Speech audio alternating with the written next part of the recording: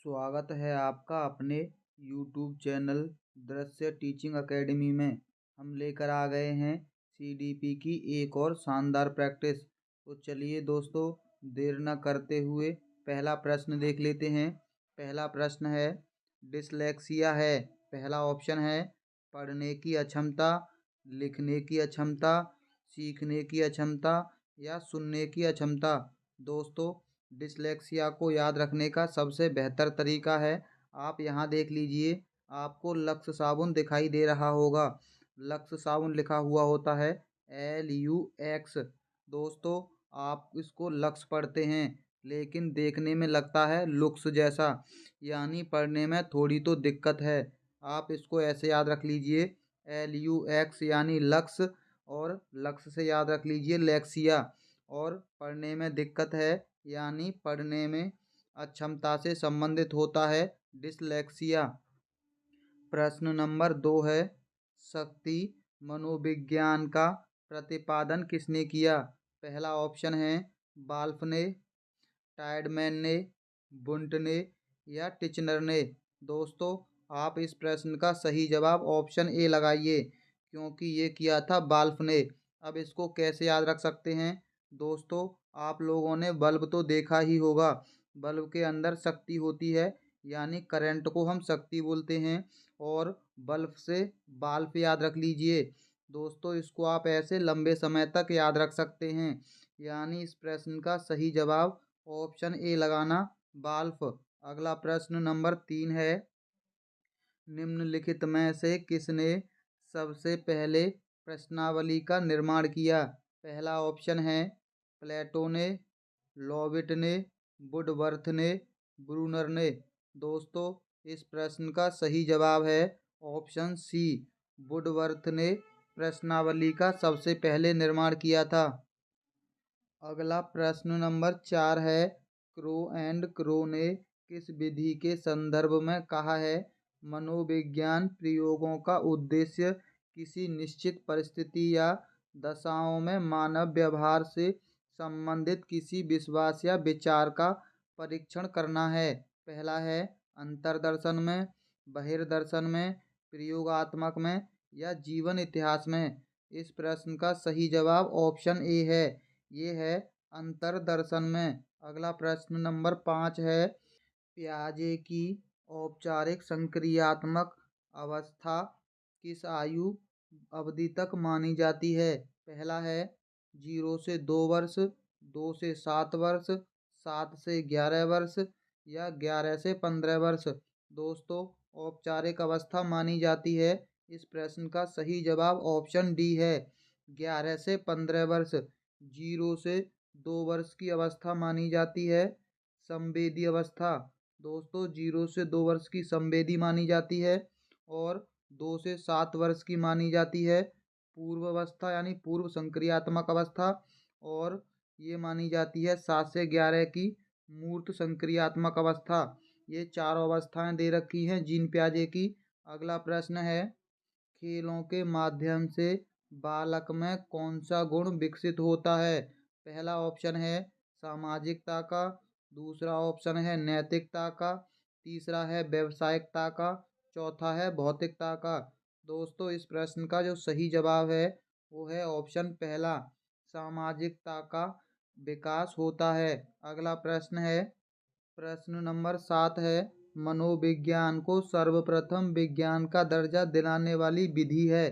पहला है अंतर्दर्शन विधि, दूसरा बहिर्दर्शन विधि, तीसरा प्रयोगात्मक विधि, चौथा जीवन इतिहास। दोस्तों, इस प्रश्न का सही जवाब ऑप्शन सी है, ये है प्रयोगात्मक विधि। दोस्तों, इसको कैसे याद रख सकते हैं दोस्तों, विज्ञान विषय में आपको अलग और विषयों की अपेक्षा क्या मिलता है, प्रयोग करने को।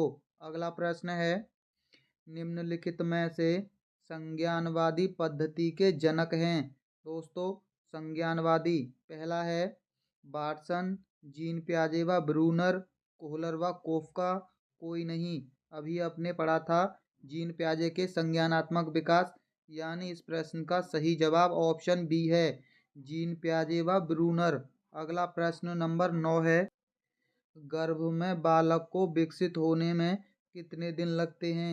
150 दिन, 280 दिन, 390 दिन या 460 दिन। दोस्तों, 9 माह लगते हैं माँ के गर्भ में बच्चे को विकसित होने में, और 9 माह लगा लीजिए एक दिन में। एक माह में 30 दिन का एवरेज होता है, यानी 30 का गुणा 9 में करेंगे तो ये होता है 270 दिन। दोस्तों, 270 दिन के आसपास है 280, यानी आप इसका सही जवाब 280 लगा दीजिए। बालक को विकसित होने में 280 दिन का समय लगता है। अगला प्रश्न है, बहिर्दर्शन विधि का प्रतिपादन किया। पहला ऑप्शन है जेवी वॉटसन ने, दूसरा ऑप्शन है वुंट ने, तीसरा है स्टाउट ने, चौथा है स्किनर ने। दोस्तों, इस प्रश्न का सही जवाब ऑप्शन ए है, जेवी वॉटसन ने किया था बहिर्दर्शन विधि का। सन यानी बच्चा हमेशा घर के बाहर रहता है। अगला प्रश्न देख लीजिए, साइकिल चलाने वाला व्यक्ति स्कूटर चलाना सीख लेता है, यह है। पहला है दोस्तों शून्य स्थानांतरण, लंबवत स्थानांतरण, ऋणात्मक स्थानांतरण, धनात्मक स्थानांतरण। दोस्तों, एक चीज जान लीजिए, अगर कोई व्यक्ति पहले से कोई चीज जानता है और वो कोई चीज नई सीखता है, अगर पुरानी चीज उसमें सहायता करती है तो वहाँ धनात्मक होता है, अगर सहायता नहीं करती वहाँ ऋणात्मक होता है, और कोई सहायता नहीं करता है, दोनों एक दूसरे से कोई संबंध नहीं है, तो वहाँ शून्य होता है। दोस्तों, जो व्यक्ति साइकिल चलाना जानता है स्कूटर आसानी से सीख लेता है, यानी साइकिल का फायदा स्कूटर सीखने में उसे मिलता है, यानी ये हो गया धनात्मक। और अगर कोई बॉलर है वो बैटिंग अच्छी नहीं करता है या बॉलिंग से उसके बैटिंग पर कोई प्रभाव नहीं पड़ता, तो वहाँ शून्य स्थानांतरण। और अगर कोई बंदा मोटरसाइकिल चलाना जानता है जिसके गियर पीछे को पड़ते हैं, और अगर वो कोई और मोटरसाइकिल चलाता है जिसके गियर आगे को पड़ते हैं, तो उसमें थोड़ी दिक्कत होती है उसे, वहाँ होता है ऋणात्मक स्थानांतरण। अगला प्रश्न है, अंतः निरीक्षण विधि के प्रतिपादन कर्ता माने जाते हैं। पहला है दोस्तों बुंट, स्टाउट, मैकडूगल, स्किनर। इस प्रश्न का सही जवाब ऑप्शन ए है, बुंट अंतः निरीक्षण विधि के प्रतिपादक हैं। प्रश्न नंबर 13 है, किस मनोवैज्ञानिक ने अपने 3 वर्षीय पुत्र का अध्ययन किया था? पहला है पेस्टोलॉजी ने किया, या वॉटसन ने किया, स्टेनली हॉल ने किया, या जेम्स सल्ली ने किया। दोस्तों, अपने 3 वर्षीय पुत्र का अध्ययन जो किया था वो किया था पेस्टोलॉजी ने। अगला है, किशोरावस्था बड़े संघर्ष, तनाव एवं तूफान की अवस्था है, यह किसने कहा? दोस्तों, थॉर्नडाइक ने, स्किनर ने, फ्राइड ने, या स्टेनली हॉल ने। दोस्तों, इस प्रश्न का सही जवाब ऑप्शन डी है, स्टेनली हॉल। इसको लंबे समय तक कैसे याद रख सकते हैं? दोस्तों, आप जब भी हॉल में जाते हैं मूवी देखने, किशोर ज़्यादा जाते हैं। दोस्तों, आप जब भी मूवी देखने जाते हैं तो आप मॉल के अंदर या हॉल के अंदर तूफान मचा के आते हैं। अगला प्रश्न है, अपनी आत्मा में देखना ही अंतः दर्शन है, उक्त कथन है। पहला है टिचनर का, स्टाउट का, मैकडूगल का, या स्किनर का। दोस्तों, ये प्रश्न का सही जवाब ऑप्शन ए है, टिचनर का। दोस्तों, इसको कैसे याद रख सकते हैं? अगर किसी का ब्रेकअप हो जाता है तो आप उसे टिंच मत कीजिए, यानी अपने अंतर मन में पहले झांक लीजिए। अगला है, टीएटी व्यक्तित्व परीक्षण की कौन सी विधि का प्रकार है? पहला है दोस्तों व्यक्तिनिष्ठ विधि, अप्रक्षेपी विधि, अर्ध प्रक्षेपी विधि, या प्रक्षेपी विधि। दोस्तों, टीएटी व्यक्तित्व परीक्षण की कौन सी विधि का प्रकार है? प्रक्षेपी विधि का। अगला है, प्रश्न नंबर 17, बालक का विकास होता है। पहला ऑप्शन है सिर से पैर की ओर, पैर से सिर की ओर, दोनों की ओर, या इनमें से कोई नहीं। दोस्तों, इस प्रश्न का सही जवाब है ऑप्शन ए, सिर से पैर की ओर।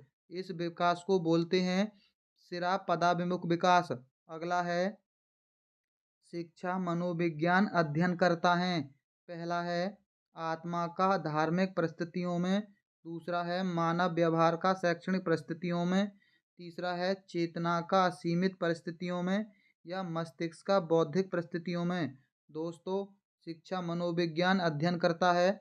ऑप्शन बी, यहाँ करता नहीं दोस्तों, कर्ता वाला दूसरा आएगा।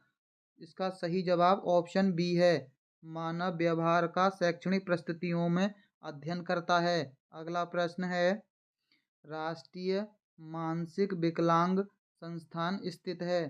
पहला है फैजाबाद में, हैदराबाद में, लखनऊ में या कानपुर में। दोस्तों इस प्रश्न का सही जवाब ऑप्शन बी है। हैदराबाद के अंदर है मानसिक विकलांग संस्थान। अगला प्रश्न है, भारत में प्रथम मनोवैज्ञानिक प्रयोगशाला की स्थापना हुई। पहला ऑप्शन है 1915 में, 1916 में, 1917 में या 1918 में। इस प्रश्न का सही जवाब है ऑप्शन बी, 1916 में इसकी स्थापना हुई थी। अगला प्रश्न है, विकास के संबंध में गलत कथन बताना है। पहला है विशिष्ट से सामान्य की ओर सार्वभौमिक प्रक्रिया है, दिशा सिर से पैर की ओर होती है, वर्तुलाकार है। दोस्तों ये अभी पढ़ा था आपने, ये भी बिल्कुल सही है। और वर्तुलाकार गति होती है, ये भी सही है। सामान्य विकास का सिद्धांत जो होता है वो सामान्य से विशिष्ट की ओर होता है, ना कि विशिष्ट से सामान्य की ओर। यानी पहला ऑप्शन गलत दे रखा है। प्रश्न नंबर 22 है, टालमैन का चिन्ह अधिगम का सिद्धांत अन्य किस नाम से जाना जाता है। पहला है चिन्ह गेस्टाल्ट सिद्धांत, चिन्ह सार्थकता सिद्धांत या प्रत्याशा सिद्धांत, सप्रयोजन व्यवहारवाद या उपरोक्त सभी। दोस्तों टॉलमैन का चिन्ह अधिगम का सिद्धांत इन सभी नामों से जाना जाता है। चिन्ह गेस्टाल्ट सिद्धांत के नाम से भी, चिन्ह सार्थकता सिद्धांत या प्रत्याशा सिद्धांत के नाम से, सप्रयोजन व्यवहारवाद के नाम से। अगला प्रश्न है, प्रयोगात्मक मनोविज्ञान का जनक कहा जाता है। विलियम वुंट को, विलियम जेम्स को, अरस्तु को, कोई नहीं। दोस्तों प्रयोगात्मक का कहा जाता है विलियम वुंट को। अगला प्रश्न है, वोल्फगैंग कोहलर द्वारा अंतर्दृष्टि सूझ का सिद्धांत अधिगम का प्रयोग कब किया गया। पहला है 1921 में, 1922 में, 1917 में या 1920 में। दोस्तों कोहलर ने अंतर्दृष्टि अधिगम के सिद्धांत का प्रयोग किया था 1920 में। प्रश्न नंबर 25 है, गर्भाधान काल की अवस्था नहीं है। पहला है शैशव अवस्था, डिम्ब अवस्था, बीजाकरण या भ्रूणावस्था। दोस्तों शैशव अवस्था बच्चे के जन्म की बाद की अवस्था होती है। अगला प्रश्न है, अमेरिकी मनोविज्ञान का जनक कहा जाता है। पहला है विलियम वुंट को, विलियम जेम्स को, अरस्तु को या कोई नहीं। दोस्तों अमेरिकी मनोविज्ञान का जनक कहा जाता है विलियम जेम्स को। प्रश्न नंबर 27 है, अंतर्दृष्टि अधिगम में समस्या की किस स्थिति पर ध्यान दिया जाता है। पहला ऑप्शन है संपूर्ण स्थिति पर, प्रारंभिक स्थिति पर, विशेषण स्थिति पर या लुप्त स्थिति पर। दोस्तों अंतर्दृष्टि यानी संपूर्ण स्थिति पर ध्यान दिया जाता है। प्रश्न नंबर 28 है, जिस समूह में स्वतंत्र चर उपस्थित रहता है उसे कहते हैं वांछित समूह, नियंत्रित समूह, प्रयोगात्मक समूह या तुल्य समूह। दोस्तों इस प्रश्न का सही जवाब ऑप्शन सी होगा, प्रयोगात्मक समूह कहते हैं। प्रश्न नंबर 29 है, मानव जीवन की मनोभौतिक एकता कहलाती है। पहला ऑप्शन है मन तथा शरीर का विकास, दूसरा है शरीर तथा हड्डियों का विकास, तीसरा है शरीर तथा हृदय का विकास, चौथा है आत्मा तथा मांसपेशियों का विकास। दोस्तों मनोभौतिक में मनो है मन का विकास और भौतिक शरीर होता है, यानी इस प्रश्न का सही जवाब ऑप्शन ए होगा, मन तथा शरीर का विकास। प्रश्न नंबर 30 है, बालक अपनी माँ को पहचानना प्रारंभ कर देता है। दोस्तों 6 माह में, 8 माह में, 9 माह में या 3 माह में। दोस्तों बच्चे अपनी माँ को पहचानने लगते हैं 3 माह में, और हिंदी के अक्षरों यानी वर्णमाला को भी 3 माह में बच्चे पहचानने लगते हैं। दोस्तों आपको अगर ऐसे ही बिना टाइम वेस्ट की अच्छी प्रैक्टिस करनी है तो आप हमारी वीडियो को लाइक और हमारे चैनल को सब्सक्राइब जरूर कर लेना। तो चलिए मिलते हैं बहुत जल्द अगली वीडियो में। वीडियो देखने के लिए बहुत बहुत धन्यवाद।